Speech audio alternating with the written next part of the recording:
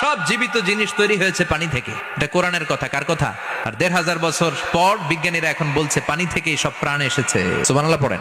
বিজ্ঞানীদের রিসার্চে এসেছে পৃথিবীর সর্বপ্রথম যে প্রাণীটার উৎপত্তি, এটার নাম নাকি amoeba. It's a very small unicellular organism in the world. এককোষী শৈবাল অ্যামিবা এসেছে পানি থেকে, ওদের কথা। তারপরে এসেছে জুপ্লাঙ্কটন, ফাইটোপ্লাঙ্কটন, ব্যাকটেরিও প্লাঙ্কটন, একটার পর একটা ডেভেলপ করেছে, সব এসেছে পানি থেকে। আবার ফলের মধ্যে আল্লাহ পানি দিয়ে বললেন আন্না সাবাবনাল মাআ সাব্বা, যেখানে যতটুকু পানির দরকার, রসের দরকার, সব রস দিল কে? দুই দিকে সাগর বয়ে যায়, একদিকে এলো না পানি, একদিকে মিঠা পানি, একসাথে সাগরটা বয়ে যায়, কিন্তু মাঝখানে এমন ব্লকেজ, একটার পানি আরেকটার সাথে মিশে না, আটকায় রাখলো কে? মিশে না।